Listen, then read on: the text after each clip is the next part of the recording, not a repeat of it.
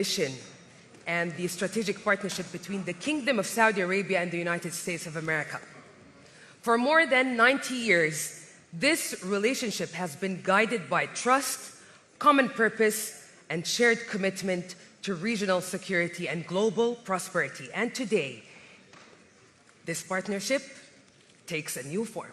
It certainly does, and we have standing room only right now. We are joined by more than 90 influential speakers, more than 1,700 leaders and delegates, 8 high-impact sessions, and countless private negotiations. And at the heart of this moment are the investment agreements, commitments from companies and institutions in both great nations that will shape the most vital industries of the future. And there's no doubt what we're going to witness here, what we witnessed yesterday and today reflects bold, strategic, and future-shaping investment agreements from the most influential institutions and companies from the Kingdom of Saudi Arabia and the United States of America advancing at a historic scale. And momentarily, we will hear from the leadership. Thank you.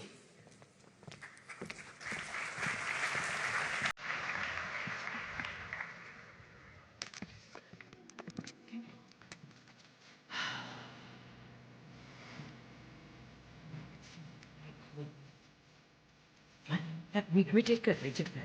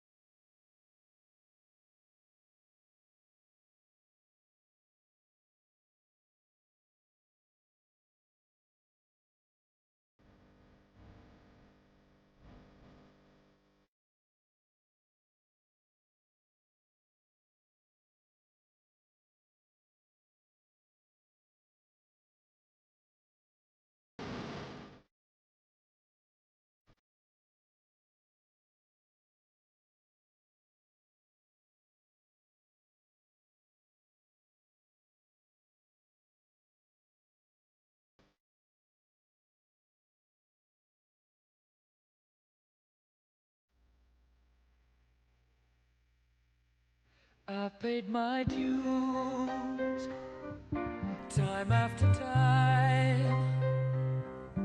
I've done my sentence, but committed no crime.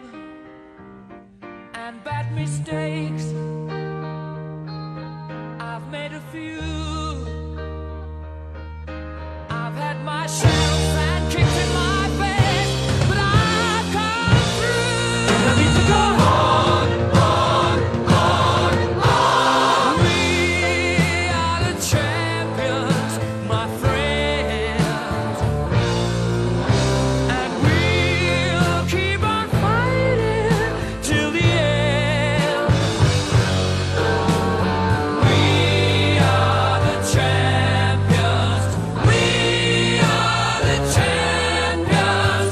No time for losers, 'cause we are the champions of the world.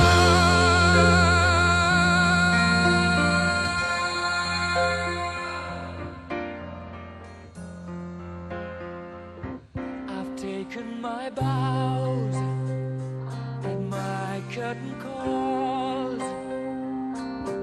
You brought me fame and fortune and everything that goes with it. Distinguished guests, please rise for the entrance of the 45th and 47th President of the United States of America, President Donald J. Trump. And His Royal Highness Prince Mohammed ibn Salman ibn Abdulaziz Al Saud, Crown Prince and Prime Minister of the Kingdom of Saudi Arabia.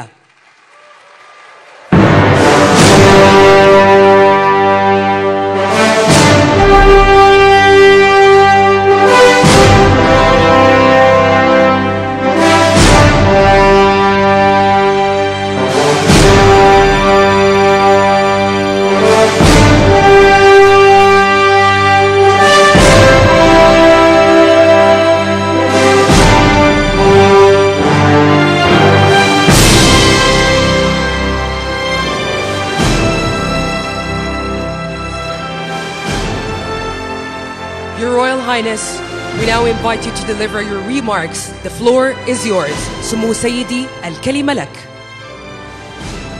فخامة الرئيس دونالد ترامب، الحضور الكرام، يسعدنا نلتقي بكم اليوم في واشنطن بعد 6 أشهر من انعقاد منتدى الاستثمار السعودي الأمريكي في الرياض، الذي انعقد خلال زيارتكم فخامة الرئيس، حيث وضعنا الأسس لشراكة تقوم على النمو والتنويع الاقتصادي والابتكار، كما وقعنا وثيقة الشراكة الاقتصادية الاستراتيجية بين بلدينا في خطوة تاريخية لترسيخ التعاون الاقتصادي. واليوم يسرنا توقيع اتفاقيات ومشروعات استثمارية جديدة تتضمن قطاعات الدفاع والطاقة والذكاء الاصطناعي والمعادن النادرة والقطاع المالي، مما سيسهم في توطيد فرص وتوظيف فرص وظيفية كثيرة في بلدينا والنمو الاقتصادي في بلدينا. ونتطلع إلى أن يسهم هذا المنتدى لتعزيز العلاقة التاريخية وتطوير مسار الاستثمار بين بلدينا بما يواكب طموحاتنا، وادعوكم إلى اغتنام الفرص الجاذبة التي توفرها الشراكة السعودية الأمريكية. واشكر فخامتكم على اهتمامكم بتعزيز الشراكة الاقتصادية، والتي نثق أنها ستشهد نمو غير مسبوق خلال السنوات القادمة. شكرا فخامتكم.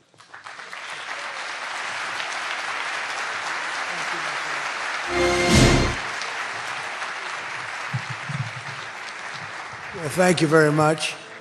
And it's great to be here today at the U.S.-Saudi Investment Forum. Great group of people. The biggest, you got the biggest in the room.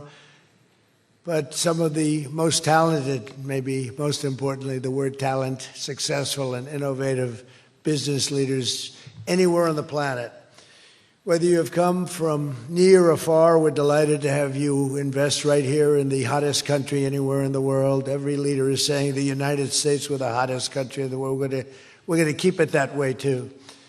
But this has been, according to those that seem to say it, and I will say it, I would never say a thing like that because I want to be very modest. I always want to be modest as I can. They say this has been the best 9 months that any president has ever had.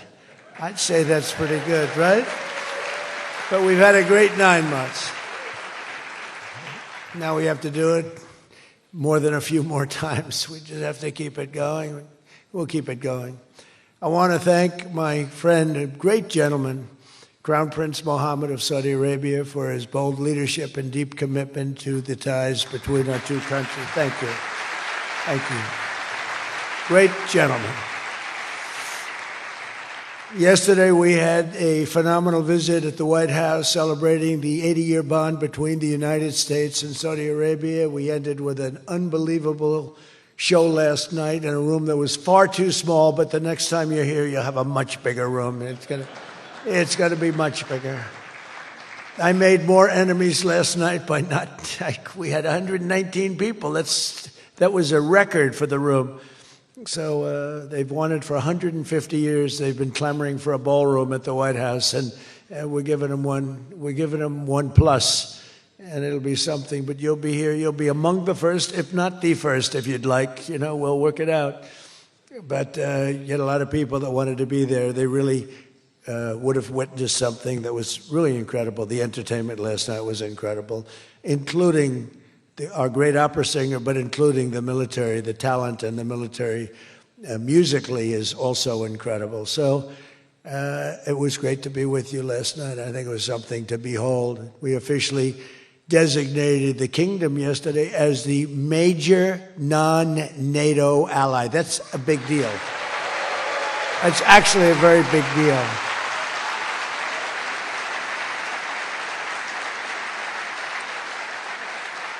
Great honor. That happens seldom, very seldom, if at all. So I just want to congratulate you on that. That's a sign of trust. We signed a historic strategic defense agreement yesterday also, and that's something that is likewise very rare, and it's a very honored company that you're in. And we're going to be selling Saudi Arabia some of the greatest military equipment ever built. We build the best military equipment in the world by far. That's why we do the most business, including nearly 300 American-made tanks is what you're buying, among many other things, the airplanes, and we're working on getting that approved very quickly. It's already approved, but don't worry.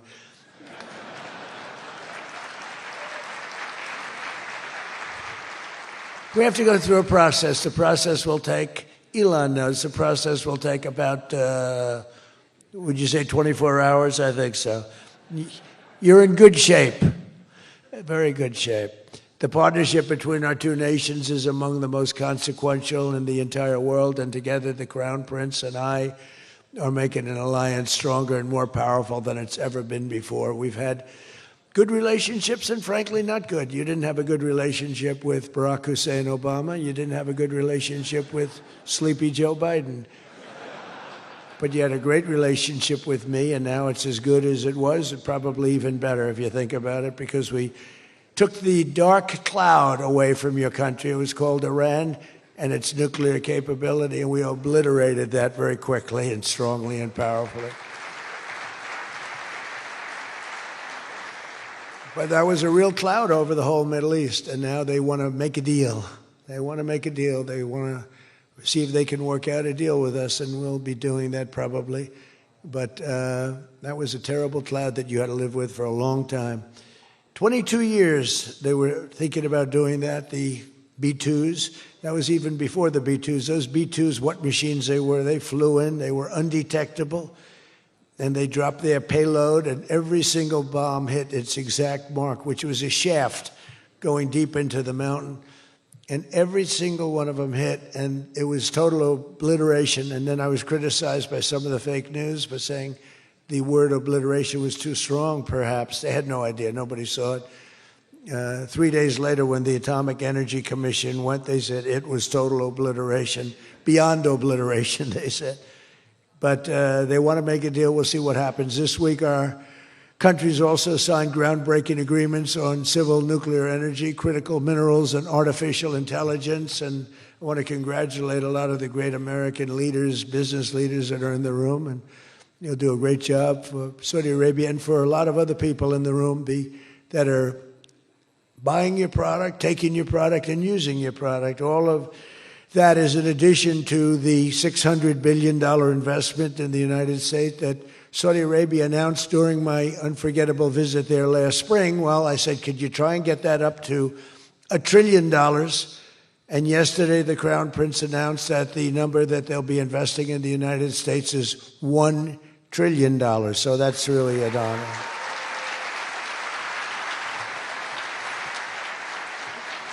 And we just took a picture backstage with some of the great business leaders and some of the great people, friends of mine from your country, and beautiful picture. And while we were taking the picture, I said, could you make it 1.5 trillion?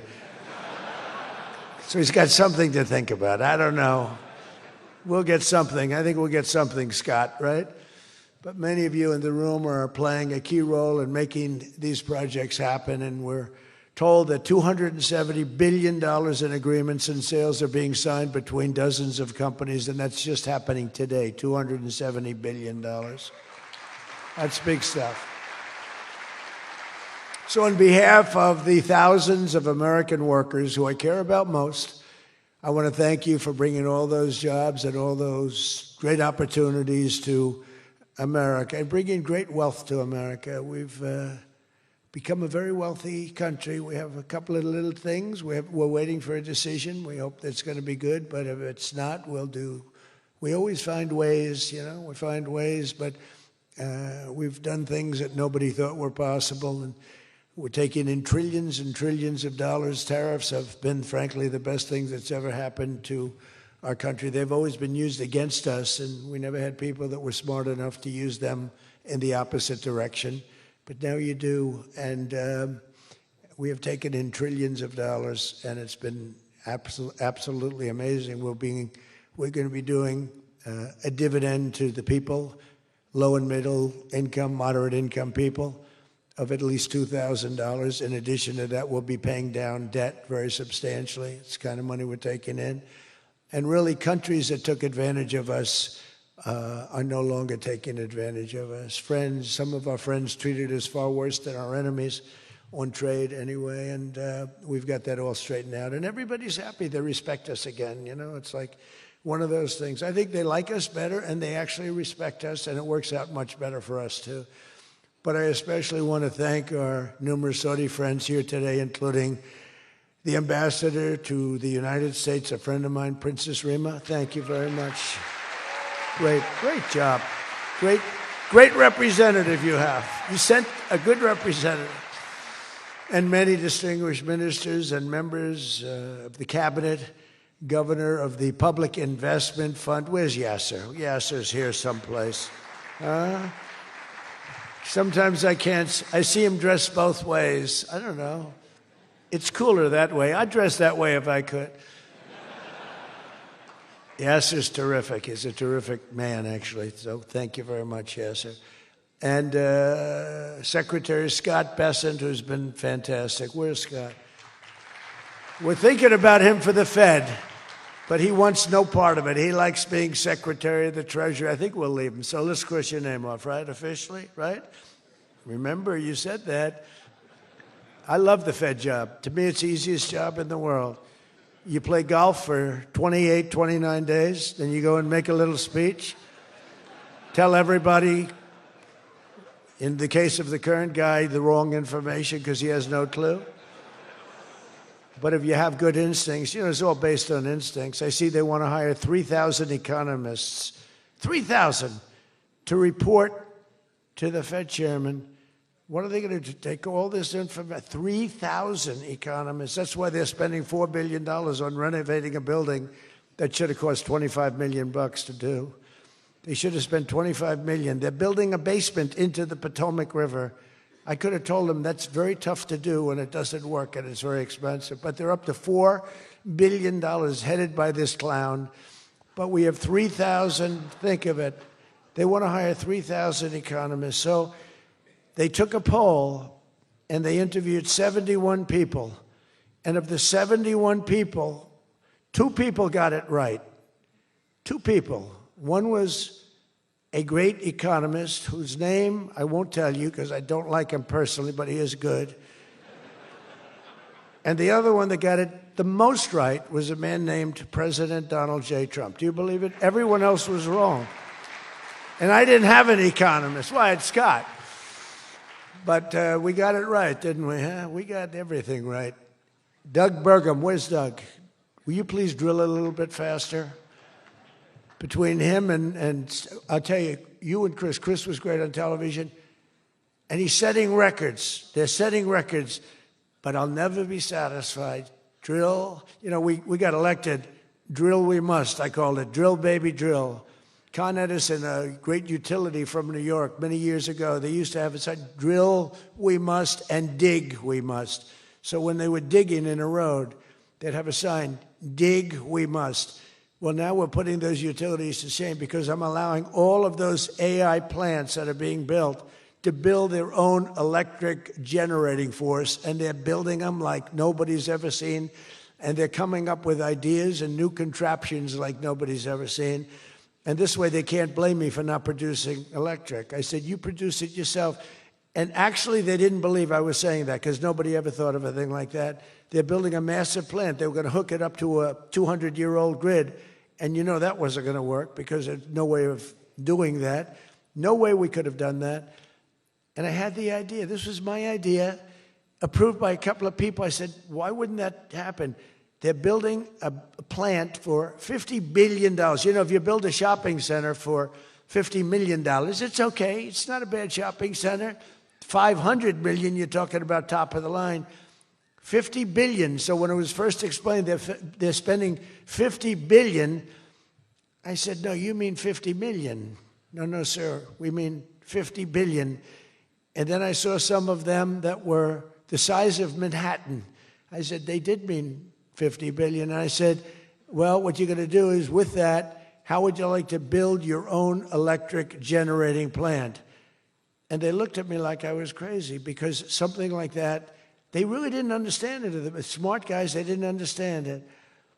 They said to me at the next meeting, sir, the biggest problem we have will be electricity. I said, you don't understand. I told you last week, you're going to build your own. I'm giving you approval to build your own plant, and you will be approved within a period of 2 to 3 weeks. It used to take 20 years prior to termination. In other words, you would wait 20 years and you wouldn't make it. You'd be voted down 5 to 4. I said, we're getting you approved in a 2-week, 3-week period. In fact, Lee Zeldin, one of the superstars of this administration, I said, Lee, if it's oil and gas, get them approved in 2 weeks. If it's nuclear, add another week.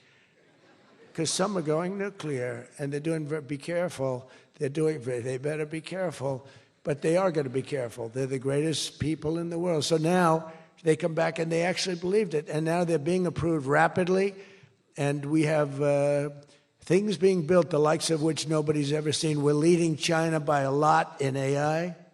And we're also bringing auto plants in from Canada and from Mexico. They took them, and they're all coming back. They're all coming back because of tariffs. If we didn't have tariffs, I mean, they like the fact that we won the election by a landslide on November 5th. That helped. But they're all coming back, and they're coming back from Germany and Japan. Toyota just announced, as you know, $10 billion worth of new plants. They just announced it last week, I went to various countries, and Japan was one of them. And Toyota's coming in with a $10 billion investment in 4 or 5 plants. Now, we're going to be more advanced than we were. So we led the car industry like 100% 50 years ago. We led the chip industry 30, 40 years ago. We had 100%. Then people came in and started taking it. I don't blame them, Taiwan, et cetera. They took 100% because we had no president that protected our industry. If we would have said, it's wonderful that you're going to Taiwan, we think it's great, but when you sell your product back into this country, there will be a 250% tariff. Nobody would have left. Nobody would have left. And Intel would have been a giant. Intel would have been... Where's Jensen? Intel would have blown Jensen. Well, he now owns a big chunk of Intel. He's got it figured all different ways. Where are you, Jensen? Stand up. You have done such a good job. And you had a good 2 days, I understand, right? A good 2 days. How's Blackwell doing, okay? Any recent competitors? Anybody going to blow Blackwell away in the next week? They say 10 years, I don't know, maybe 2 years, 3 years. But you will not be stopping there. You'll be going further fast, right? An amazing job you've done. I want to thank Howard Lutnick and Christy Noem for being here. Christy, Howard, good job. Really good job. My daughter Tiffany's here with her great husband, Michael. Thank you very much, Tiffany. Thank you, honey. She was a great student. She went to Georgetown. She was a great, great student, and she finished really right at the top, and we were proud of you. And she was so proud, and her graduation got canceled because of COVID. But I say if her name were something else, they probably wouldn't have canceled it. They didn't like that she did so well in school. They weren't happy about it. I say they canceled your graduation because you were a great student, and they didn't want, but other than that, I have no problems. You see, I don't take anything personally. Anyway, great job. And of course, hundreds of the top minds in technology, finance, and private enterprise from both Saudi Arabia and the United States. But my message to all of the leaders and investors with us today, and they are the best in the world, is very simple. Under the Trump administration, America is back and America is open for business. And America is actually stronger than it's ever been before, ever. We rebuilt the military in my first term. Foolishly, we gave a little bit to Afghanistan, but not very much compared to what we built. But now we're building it at levels that we've never done before. And in addition to that, we're sending a lot out to our allies, and we're making it possible for them to get it. I want those companies to build more plants, to build it faster. We want them to build it faster. The biggest problem we have is we have a backlog because it's so good. Every country wants our missiles, our jets. They want everything we have, and we got to go faster. We just have a new plane, the F-47. It won a very strong competition. It's the newest, and that was won by Boeing. By the way, Boeing is doing an amazing job of coming back. Kelly is doing a great job. They're really moving, and it's really great to see. But they won the competition for the jet fighter, and they say it reaches levels that has never been reached, both in terms of stealth and speed and everything else that they go by.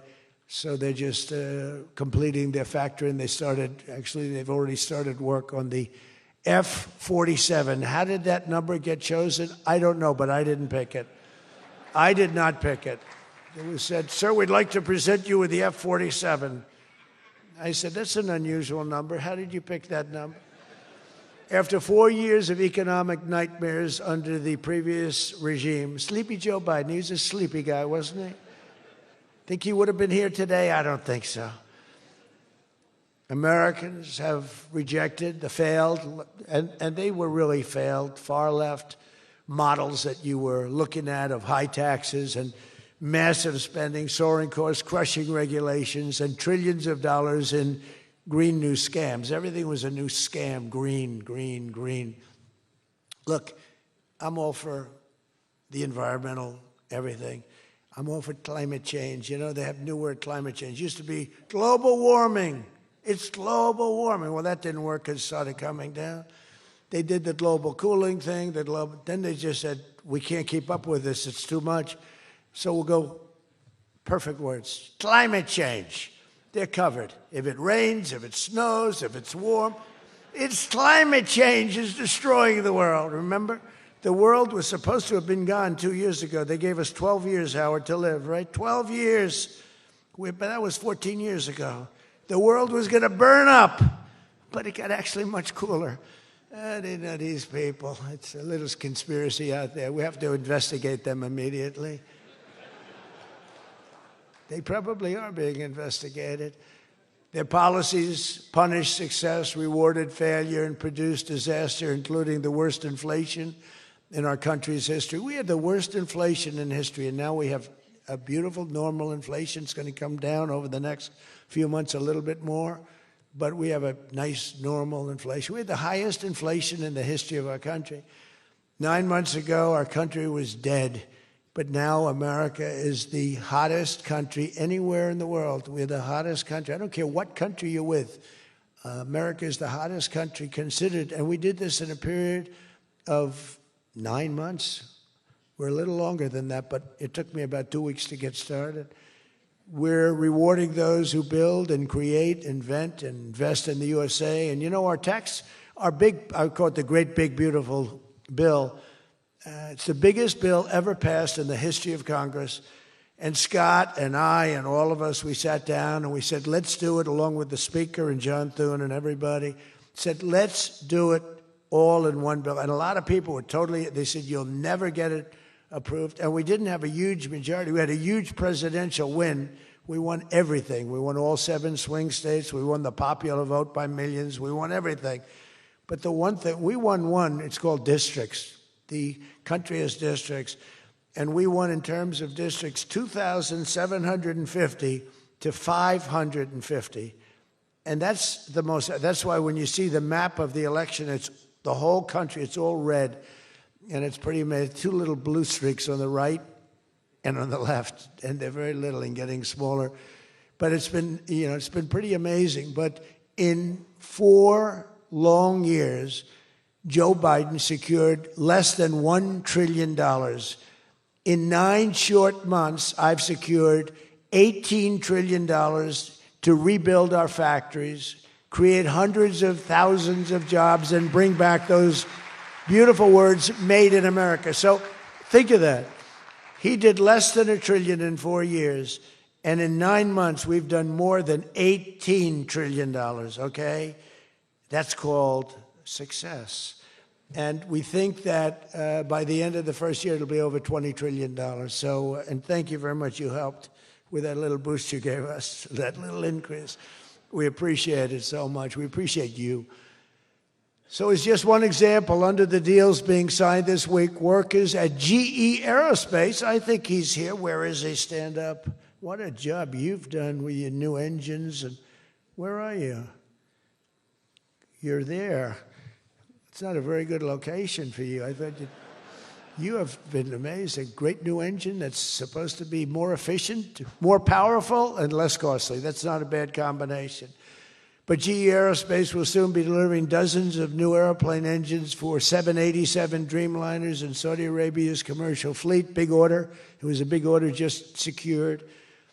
Every new job and every new factory created by these announcements builds up our middle class and strengthens, it really strengthens the industrial backbone of America. And, you know, I view it differently. I used to view it as it's great, great, great. The stock goes up. I view it, everything as jobs now, because I don't care. I care about jobs. And we have more jobs. It was just announced. We have more jobs right now than we've ever had in the history of our country. Those are big numbers. You know, it's like crazy. It's a great... Just a great stat. More jobs today than we've ever had in the history of our country. And we're going to be producing a lot more are coming. In my first term, we built the greatest economy in the history of the world, and now we're do it again. But this is really bigger and better and stronger. The first term, we had what was considered the best economy that any president has ever had. That's nice. And we got hit with COVID, remember? And we did a great job with COVID, but that was a horrible thing for the whole world. The whole world suffered. Your country suffered. Everybody suffered. And despite that, we had the greatest economy. And before that, forget it. We blew it off the charts. I'll never forget, I met with pollsters the day before I got the news about COVID, but I met with 2 pollsters because we were starting to think about the next election.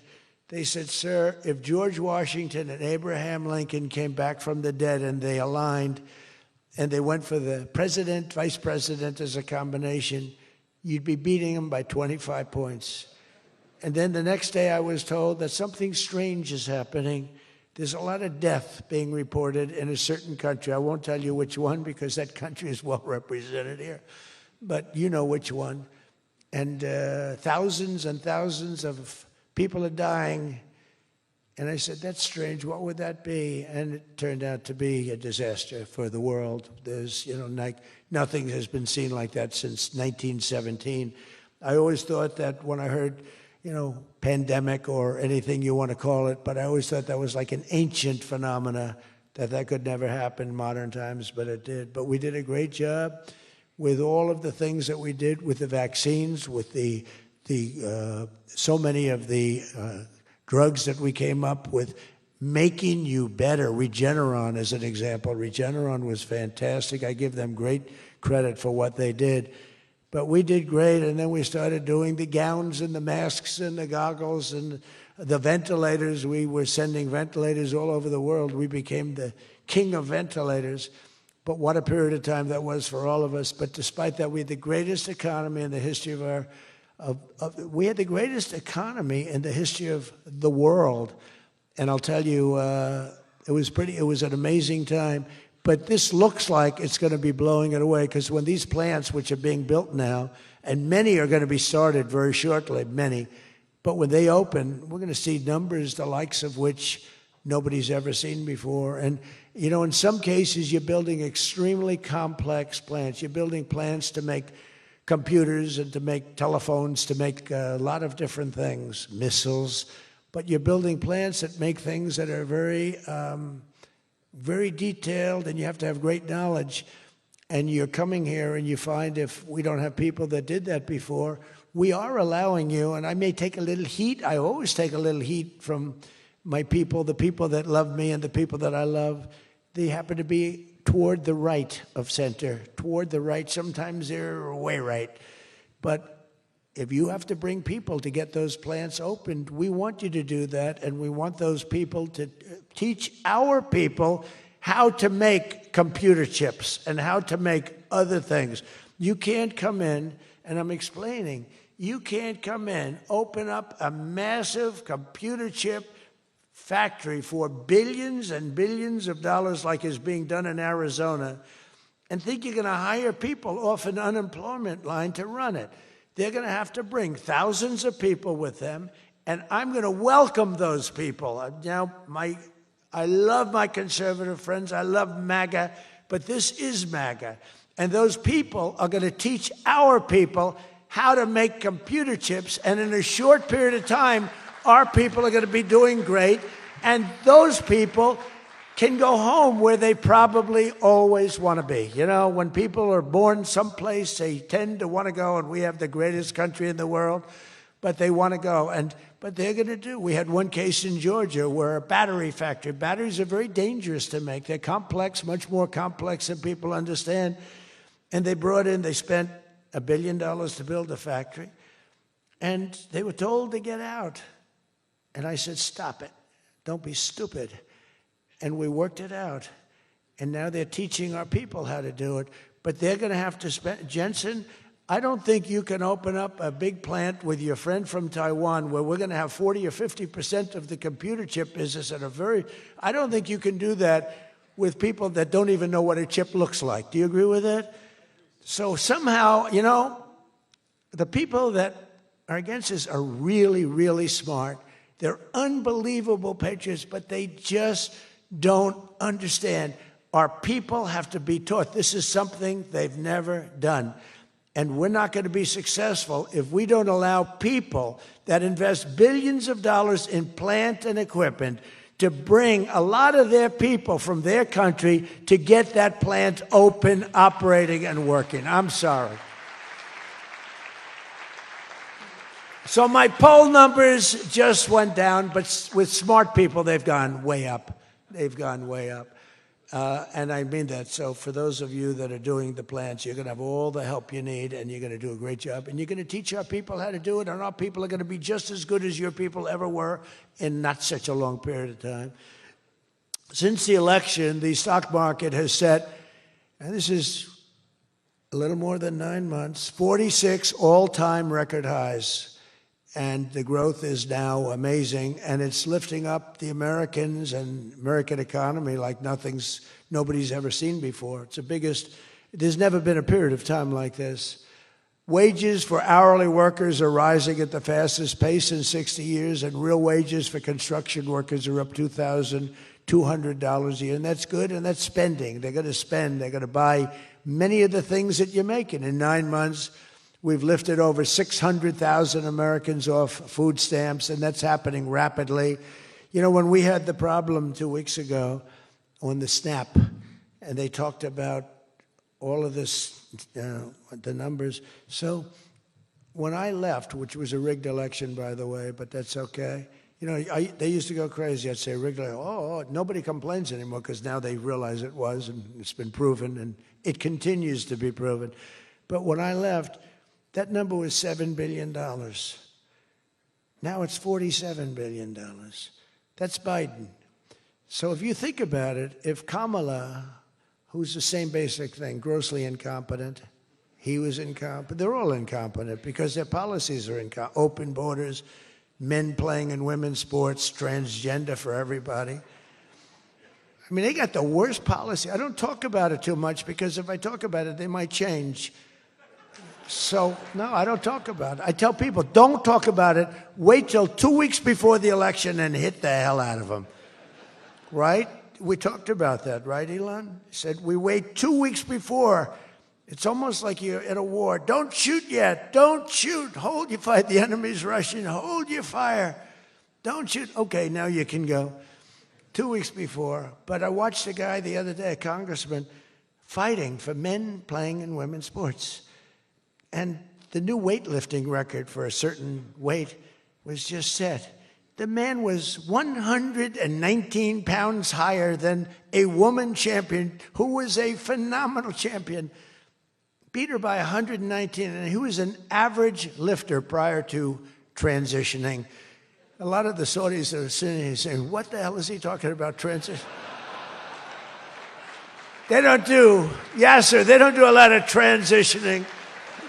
They're sitting here, the Saudis are saying, what is he talking about?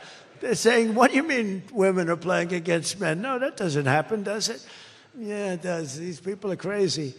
1.9 million more American-born workers are employed today. Think of that, than when I took office. So we picked up almost 2 million workers, and more Americans are now working, as I said, than at any time in the history of our country. Under Biden, 1 out of every 4 new jobs went to increase the size of the federal government. So in other words, 1 out of 4 was a federal worker. Well, I love our federal workers, but that's not the way you can build a country. It's a short road to a disaster.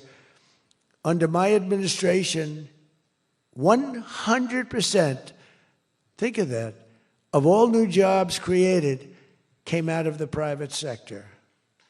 In fact, the federal government, we cut thousands and hundreds of thousands of jobs out of the federal government. Now, if I wanted to do something for purely political reasons, I'd say, Susie, let's hire a couple of million federal workers. And you know what happened? Unemployment is unbelievable. We don't do that. They did that. They used to hire workers in order to fudge up the numbers, the federal workers. By the way, Susie Wiles, most powerful woman anywhere in the world by the biggest, most important magazine. Susie Wiles, she had a father, Pat Summerall, the great announcer, football. He was a great football player, became an even greater, the voice of the NFL, and he was supposed to be a tough cookie, and I believe it 100%. Most powerful woman in the world. She can take out a country, take out a country with one phone call. That's power. I don't know if I could do that, but she could. Thank you, Susie. Do you feel good about the job you're doing? Huh? She's never going to be satisfied. She's doing a great job. We're also making incredible strides to make America affordable again. That's a new word that they're using. Affordability, they talk. They had the worst inflation in history. They had the highest prices in history. The country was going to hell. The only thing that we're going up in is our stock market, okay? The only price that we really have, I mean, we're bringing prices down, but they came up with a new word, affordability. And they look at we were all about affordability, and everyone assumes that that meant that, no, their prices were high. If you look at the numbers, since I took office, core inflation is now below 2.7%.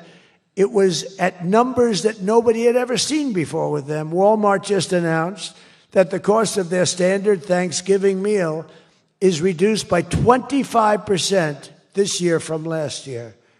So they make, look, the Democrats, I don't know, some of you are probably liberal Democrats. I don't know about in your country. I don't know if you know that word, liberal. The word liberal doesn't exist. But they have a new word now. You can't use liberal, you have to use the word progressive. And I don't like using it. It's a beautiful word, progressive. Progressive, that's not them. They're regressive. No, they're regressive.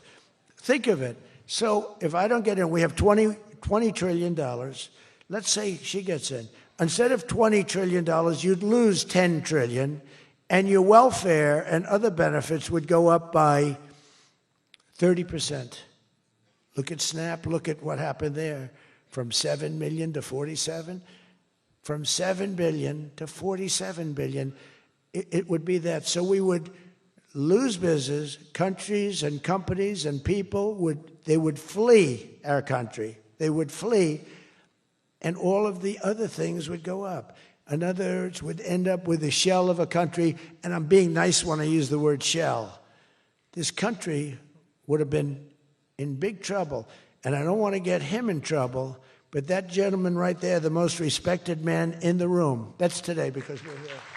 Most respected man, I have to say that. Don't worry, when I'm with other countries and the leaders sitting there, I say the same about them. Don't worry. Don't get carried away.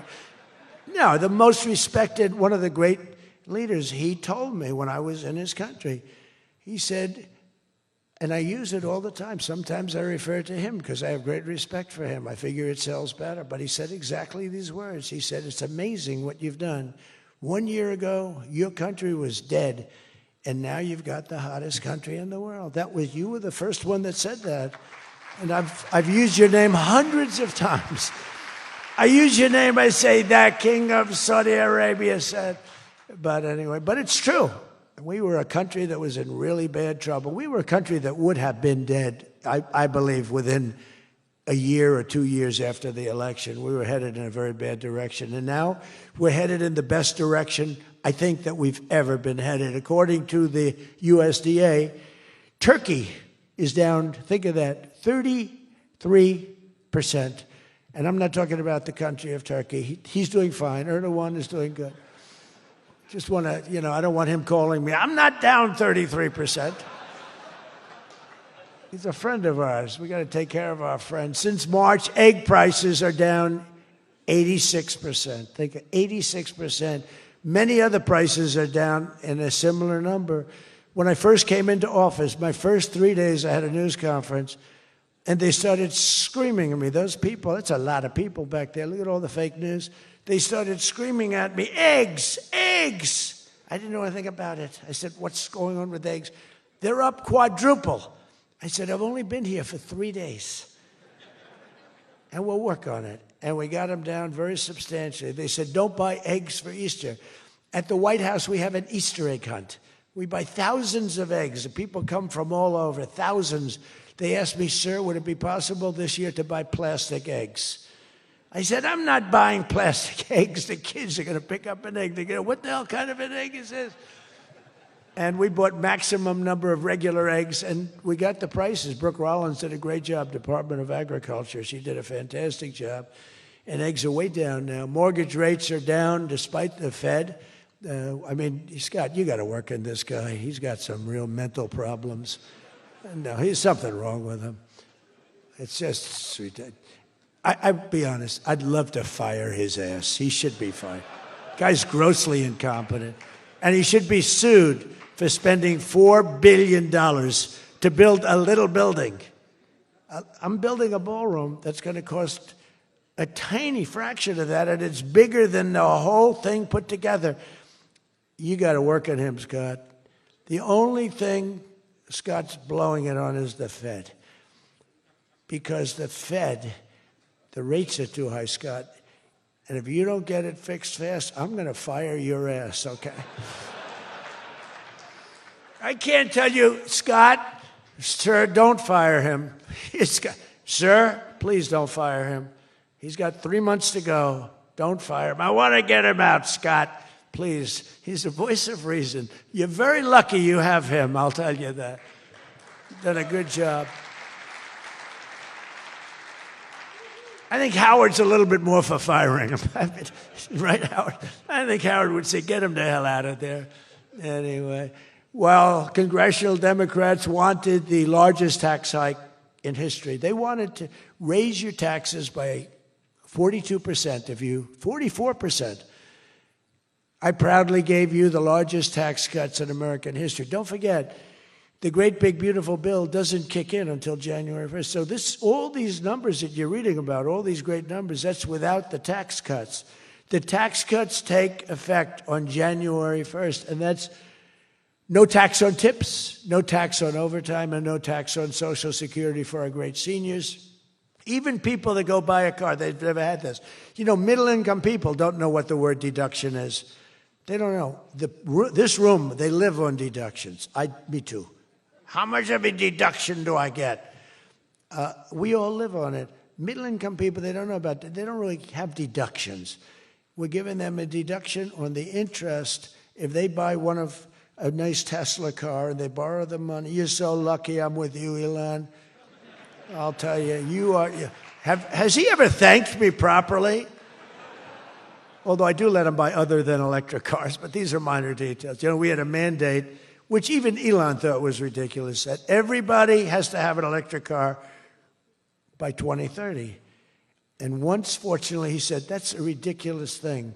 So I keep quoting, but I'm giving them a deduction. Now, Elon would like to have it differently. A deduction only if you buy a Tesla, right? But we'll let it be for everybody. But think of it. You get a deduction on the loan, on your interest payment. I think that's going to be an unbelievable boon to car sales. I think it's one of the biggest things, and we'll see, but I think it's going to be. And the biggest thing I've done for business and jobs is deductibility, where all of that money that you're spending, 100%, think of it, expensing for all new equipment purchase, factory construction, including structure. Every single thing you're allowed to deduct, expensing 1 year. And that's what made our first tax bill, in my opinion, more than anything else, bringing your money back in. We have that, we have everything. Trillions of dollars, hundreds of billions, but trillions of dollars. Apple alone, Tim Cook brought in hundreds of billions of dollars. You couldn't do it under the old tax code. You'd have to pay so much tax. And just the bureaucracy of it, we made it very simple. We charged a fair rate, and we took in billions. Well, we have that. But the expensing, to me, was the thing that made it so successful. And the other thing is all of those tax cuts that we got, that was the largest tax cut in history. On top of adding to those cuts, we extended the original tax cuts. If we didn't extend, you would have had about a 58% tax increase from that point. And we were able to get that extended. So I want to thank the Speaker of the House, and I want to thank John Thune. And a lot of people thought that bill, because we put everything into that one, we took 4 years' worth of things, and we put them into the great, big, beautiful bill. And we got it passed. It was close, like about a quarter of a vote. It was on fumes. We thought for a couple of moments we were not going to be able to get it. Then we would have had to have it in 9 or 12 or 14 different bills. And I don't think we would have gotten many of them approved. We would have gotten some easily approved, but some we would have gotten no votes on. By putting it all together, we got everything. And it was a great job, and I think someday it's going to be appreciated. But among other things, it's the biggest tax cut in history for people and for businesses. So just enjoy it, and think of me every once in a while when you're hiring new people and making a lot of money. You just think about us. But I'm cutting a record number of job-killing regulations. That's the other thing. And I've already slashed more than $1 trillion worth of regulations this year. My last term, I gave the largest regulation cut in history, and now we're doing it again. In fact, for every new regulation, they're mandated to cut 10. And so far, it's for every new regulation, they've cut 30. So they have the idea. And very importantly, we stopped Joe Biden's radical crusade to kill oil and natural gas. Somehow, I don't think Saudi Arabia would like me too much if we could decide to kill oil and natural gas. There's nothing like it. It works. Windmills don't work. Other things, I don't want to get into it too much, but they don't work. What does work is natural gas, oil, nuclear, and other things. But the windmills are a disaster. I am the biggest negative person on windmills. They ruin your locations. They ruin. When I look at some of these countrysides that are littered with windmills, and every time it goes around, you lose money. The country loses money. It's a disaster. And I just hope that some of these countries that are losing their ass, we have countries that are going bankrupt because they're putting windmills all over the place. You're supposed to make money with energy, not lose money with energy. And we talk about oil, and we talk even clean, beautiful coal. I said, you're not allowed to mention the word coal unless you precede it by saying clean, beautiful. So I have my people in the office, they're talking about coal, right? And they're going, sir, a clean, beautiful coal is doing very well, sir. And then 2 minutes later, clean, beautiful coal. Then he mentions the third time, sir, coal. No, it's clean and beautiful because it needs a public relations help. Coal needs a little help, public relations-wise. So we refer to it as clean, beautiful coal, and it does have its place, that I can tell you. But we're streamlining permitting for all new energy projects, all new mining projects, and what used to take 28 days is now down to very little. But we had times when, not 28 days, we had times when things would take 14, 15, 16, and even 20 years to get approved. We have a maximum day, 28 days. That's the maximum it'll take. It'll never take more. You can come in with $1 trillion factory. You can come in with what it takes a maximum of. You don't have to go years and years and years, be abused by bureaucracy. If you build a plant now, you're going to have your plant done within 28 days. And a lot of you are all, because I see everyone shaking their head, you're all agreeing. We're getting you approved by very smart people quickly. You know, when you used to walk in with plans done by the best engineers in the world, thousands of pages, and drop them on some guy who's been there for 28 years approving environmental impact statements, and he's looking at pages that he's never seen, and he's supposed to approve it. He has no idea what the hell is in those pages. So we know what we're doing. We're going to get maximum is 28 days. That's why we have so much under construction, and people can't believe it. They can't believe it. And again, remember what I said, most important thing, you're building your own electric plant. You're really becoming a utility in addition to doing what you're doing. But you're building all of the excess, all of that energy, all of that electricity is being built. And your excess electricity, you can sell back to the federal grid. So we even make it there. Under the deals being signed this week, the world's two leading energy superpowers, America and Saudi Arabia, are partnering on energy like we've never partnered before. American Saudi companies represented here today are joining on liquefied natural gas, infrastructure, constructions, and making both of our energy sections. I mean, our sectors are becoming so strong. Just a quick story. In Louisiana, when I first time I got there were two massive LNG plants. One was under review for 14 years and was being rejected. The other one was for 18 years. The people of Louisiana, Doug, you know exactly what I'm talking about. And one was $20 billion, one was $24 billion, like the biggest things, like 3 Empire State Buildings lying on its side. It was massive. And I said, whatever happened with those plants? Well, sir, they're under review. How long has it been? 14 years and 17 years. And they had given up. Massive investments were being made by other countries and the richest people. They couldn't get them approved. I got myself involved. Right, Doug? The first one I got approved in one day. The second one, I got a little cocky. I took my time. It took me 1 week. And they're both operating today, and they're tremendously successful. I got one. Think of it. After 14 years, I was in office. I got involved. I got it done in 1 day. And it's been a tremendous success and made a lot of money for our country and for a lot of other people. And the other one took 1 week to get done. That one was under review, I think, for 14 or 15 years, both of them. So I'm very proud of that, actually. I also proudly ended the ridiculous Biden-era restrictions on artificial intelligence, and we will work closely with friends and partners like those in this room to build the largest, most powerful, most innovative AI ecosystem in the world, and we are going to work it so that you'll have a one approval process, not have to go through 50 states in the United States. You know, you can't go through 50 states. You have to get one approval.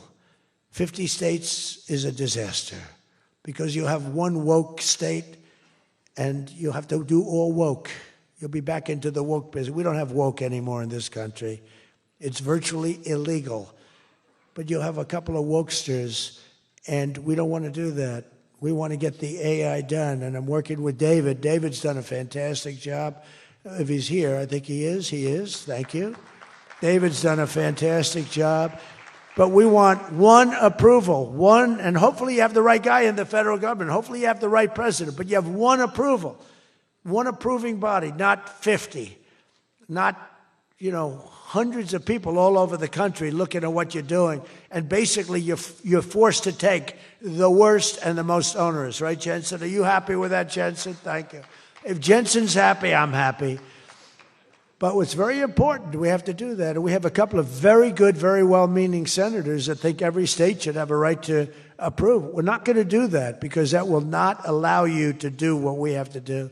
And we'll get that straightened out. Together, the United States and Saudi Arabia are unleashing really the most incredible new prosperity together. And we're also making history and forging peace. And I've settled 8 raging conflicts, 8 wars. I've settled 8 wars. I have one to go. You know what that one is. I thought that was going to be my easy one because I have a good relationship with President Putin, but I'm a little disappointed in President Putin right now. He knows that. I thought that was going to be the easy one. I settled one war, 36 years. I got it done in one day. I had another one, 32 years, millions of people killed. Even Congo and the Rwanda, they had 10 million people killed. It was out of control. I got that settled. I have a man's father who happens to be in this room doing a great job, right? Got that settled. I settled 8 wars, and I'll tell you, His Majesty would like me to do something very powerful having to do with Sudan.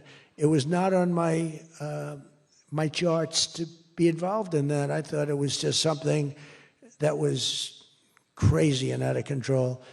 But I just see how important that is to you and to a lot of your friends in the room. Sudan, and we're going to start working.